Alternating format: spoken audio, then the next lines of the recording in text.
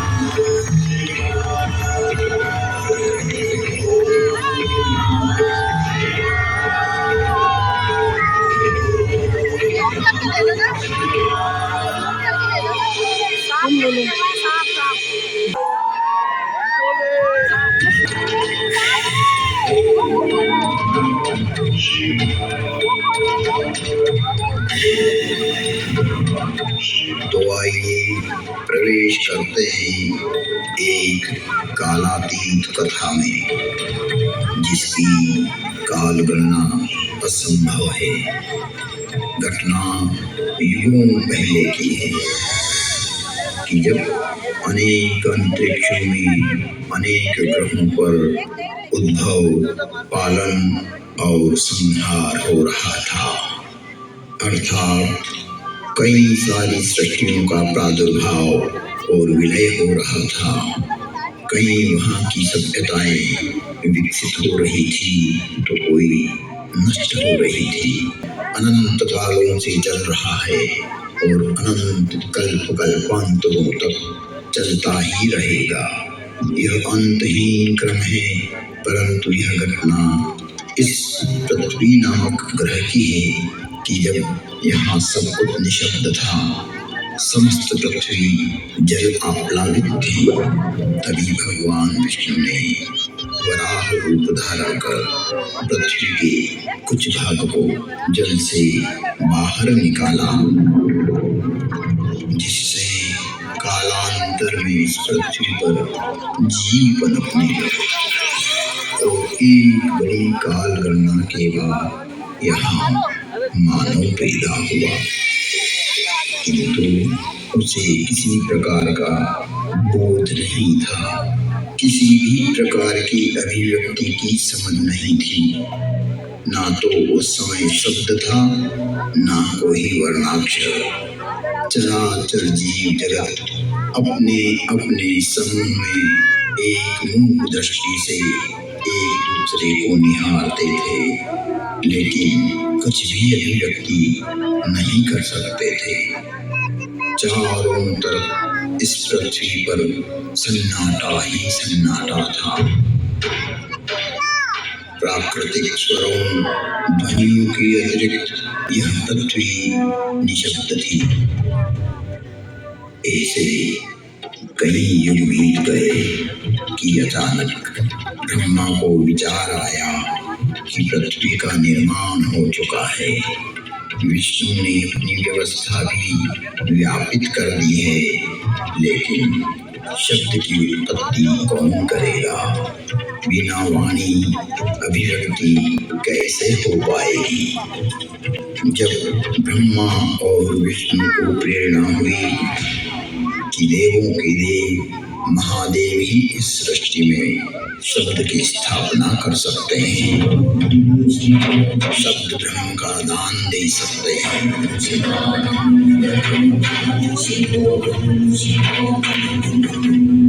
परंतु शिव का समय अधिकतर समाधि में ही व्यतीत होता था। जगत में वेद की स्थापना के लिए मनुष्यों में, प्राणियों में सत्य, प्रेम और करुणा की भावना प्रकट करने के लिए, शब्द को देह देने के लिए महादेव को समाधि से जगाना अति आवश्यक है। जब ब्रह्मा, विष्णु और सारे देवताओं ने महर्षि पाणिनि को प्रेरणा की कि वो महादेव को प्रसन्न कर जगत में शब्द प्रकट करने की प्रार्थना करें,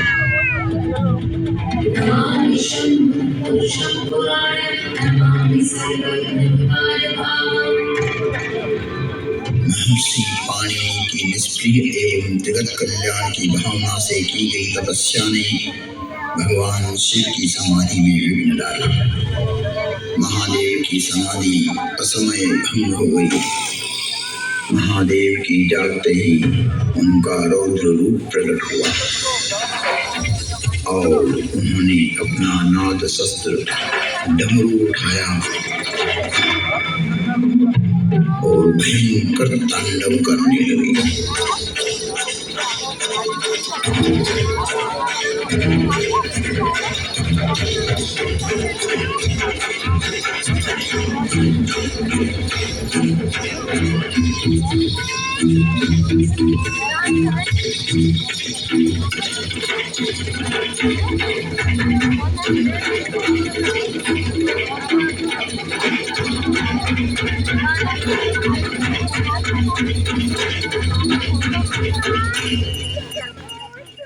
इतना भयंकर तांडव किया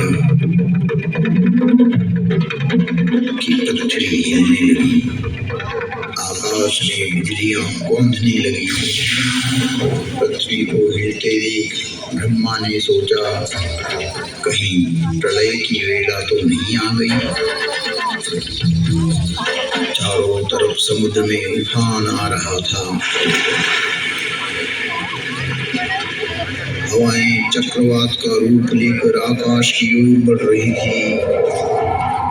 पूरी पृथ्वी अपनी दूरी पर ऐसे डोलने लगी मानो पृथ्वी समुद्र पर तैर रही हो।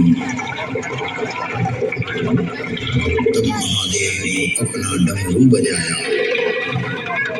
और असमय समाधि में हुए विघ्न के कारण तांडव करते हुए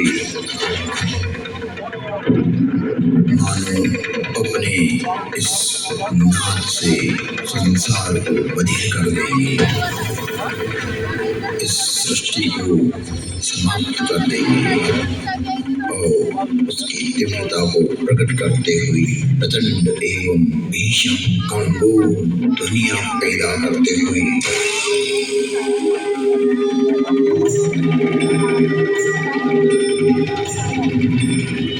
उग्र एवं महिमामय भयंकर डमरू नाद किया, जिससे प्राणी मात्र की श्रवण इंद्रियां लुप्त हो गई।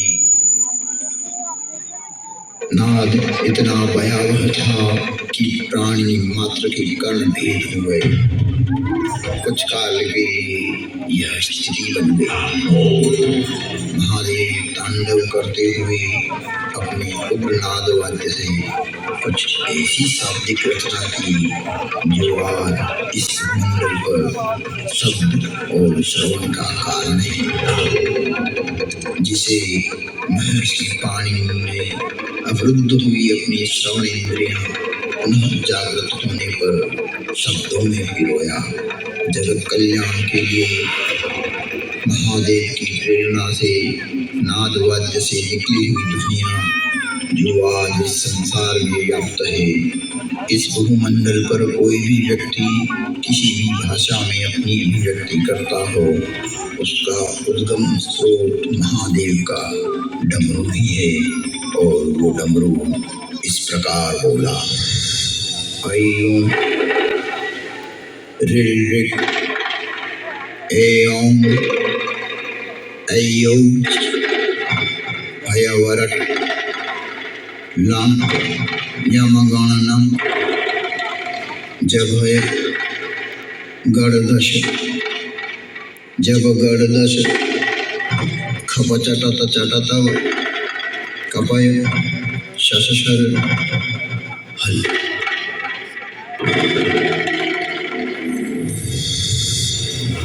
ऐं ऋ ऐं भयवरट लं यमगणनं जभय गणदश जब गणदश खपचटत चटतव कपय शशशर हल।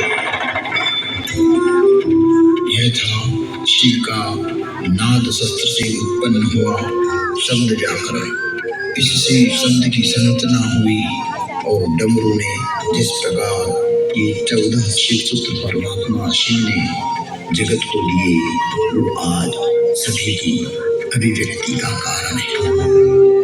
इति माहेश्वराणि सूत्राणि अनादि संज्ञार्थानि ऐसा मंत्या इतः हकारादि स्वकार उच्चारणार्थ लणमध्येपि तत्संज्ञकः। शिव के नाद तांडव के बाद संज्ञा, संधि, ओष्ठ, जिह्वा, कंठ, नासिका, पुल्लिंग, स्त्रीलिंग, नपुंसकलिंग आदि आदि वर्णों की उत्पत्ति के स्थान तय हुए। वाणी में व्यापकता आई, वाणी की श्रेणियां निर्धारित हुई, वर्ण का लिंग तय हुआ। मुख और नासिका से एक साथ उच्चारित होने वाले वर्णों की उत्पत्ति हुई, जो लघु सिद्धांत कौमुदी में संक्षिप्त रूप से वर्णित है, जिसका विस्तार सिद्धांत कौमुदी में प्रतिपादित हुआ है। इसे हम अल्प समय में अभिव्यक्त नहीं कर सकते।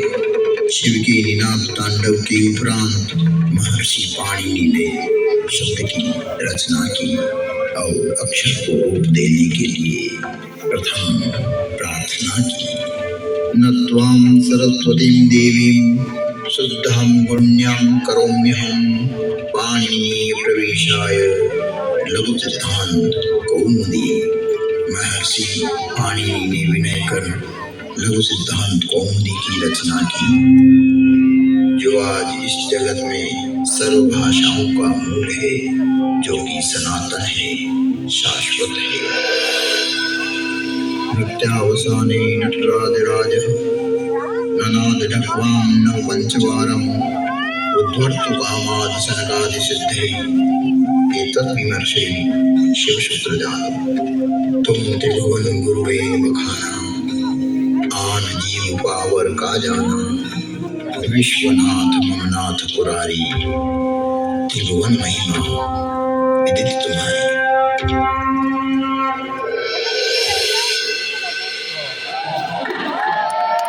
ओम नमः शिवाय।